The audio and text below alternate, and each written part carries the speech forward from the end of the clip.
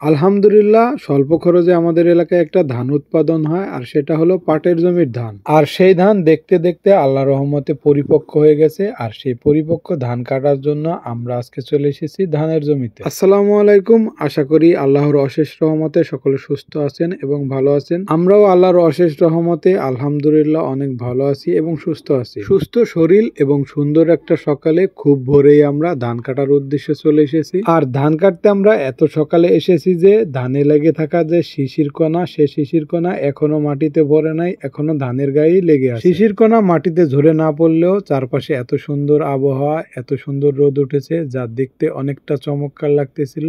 আর এই চমৎকার পরিবেশেই আমরা ধান কাটার কাজটা শুরু করলাম। আর শুরু করতে না করতেই কিছুক্ষণ পরে দেখা গেল যে ঝলমলে আবহাওয়া, মানে ঝলমলে রোদের কারণে শিশির কণাটাও অনেকটা কেটে গেল, মানে ঝরে পড়লো। আসলে মূলত এই শিশির কণাটা যদি ধানের গায়ে লেগে থাকে তাহলে ধান কাটতে কিছুটা স্লো হয়, মানে একটু লেট হয়। আর ধানের গায়ে থেকে যখন শিশির কণাটা ঝরে পড়ে অর্থাৎ কেটে যায়, তখন দেখা যায় যে ধান কাটতেও অনেকটা সুবিধা হয় এবং ধরতেও অনেকটা সুবিধা হয় এবং কাটতেও অনেকটা দ্রুত কাটা যায়, যে কারণে আর কি শিশির কণাটা একটু সমস্যা হচ্ছিল। তবে কিছুক্ষণ পরেই আমাদের সেই সমস্যাটা কেটে গেল। যাই হোক, আমাদের ধান কাটার কাজ চলমান রইলো আর আমরা কাটতেছিলাম। তবে আমাদের এই যে ধানের জমিটা দেখতেছেন, এই জমির ধান একেবারে সম্পূর্ণভাবে দাঁড়িয়ে আছে, আর কোনো দিকে ধান গাছগুলো হেলে নাই বা পড়ে নাই, সম্পূর্ণভাবে দাঁড়িয়ে আছে। আর এই যে দাঁড়িয়ে থাকা ধান গাছ দেখতেছেন, এই গাছগুলো অতিরিক্ত একটু লম্বা হয়ে গেছে, যে কারণে আমাদের ধান গাছগুলোর কিছুটা অংশ রেখেই কাটতে হচ্ছে। আর ধানের যে অংশগুলো থেকে যাচ্ছে সেই অংশগুলো আমরা পরবর্তী কোনো এক সময় কেটে ফেলবো।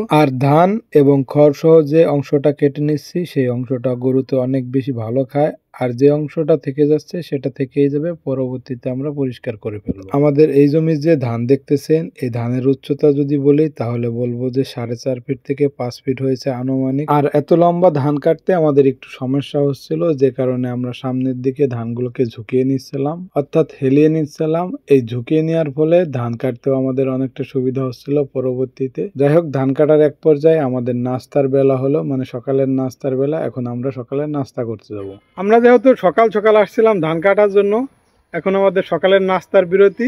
আমরা এখন নাস্তা খেয়ে আসবো বাড়ি থেকে। আলহামদুলিল্লাহ, সকালের নাস্তা খাওয়া দাওয়া শেষ করার পরে আমরা আবারও চলে এসেছি আমাদের ধানের জমিতে ধান কাটার জন্য।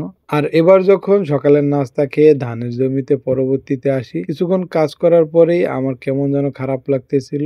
আসলে খারাপ লাগারও কিছু কারণ আছে, কারণ মূলত কড়া আবহাওয়া, মানে এত পরিমাণ রোদ উঠেছে যে রোদে থাকাটাই দুষ্কর বা মুশকিলের হয়ে পড়েছে। রোদের তাপ এত পরিমাণ বেড়েছে যে মগজ একেবারে গরম হয়ে যাচ্ছিল এবং গলা বারবার শুকিয়ে যাচ্ছিল পানি পিপাসার কারণে। তাই আমরা শরীরের স্বস্তি ফিরিয়ে আনার জন্য কিছু সময়ের জন্য আমরা ছায়াযুক্ত একটা গাছের নিচে বসলাম, এবং গাছের নিচে বসে আমরা পানি পিপাসা নিবারণের জন্য আমরা পানি খেয়ে নিলাম, এবং কিছুটা সময় আমরা সেই ছায়াযুক্ত গাছের নিচে বসে রইলাম এবং আমাদের শরীরেও স্বস্তি ফিরে আসলো। এবং আমাদের শরীরে স্বস্তি ফিরে আসার পরে আমরা আবারও ধান কাটার কাজ শুরু করলাম। আর এক পর্যায়ে দেখা গেল যে আমাদের ধান কাটার কাজ শেষ। ধান কাটার কাজ শেষ হয়ে গেলেও যে আমাদের একটা নির্ধারিত সময় আছে, সেই সময়টা এখনো শেষ হয় নাই। তাই আমরা আমাদের পাশের জমিতে কিছু সময় কাজ করি। আমাদের এই যে জমিটা দেখতেছেন, এই জমিতে মূলত আমরা পেঁয়াজের বীজ বপন করব, অর্থাৎ পেঁয়াজের বীজ ফেলাবো, যে কারণে আমরা আগাছাগুলোকে পরিষ্কার করে দিচ্ছি। আর এই আগাছা পরিষ্কার করার ফলে দেখা যাবে যে মাটিগুলো খুব দ্রুত শুকিয়ে যাবে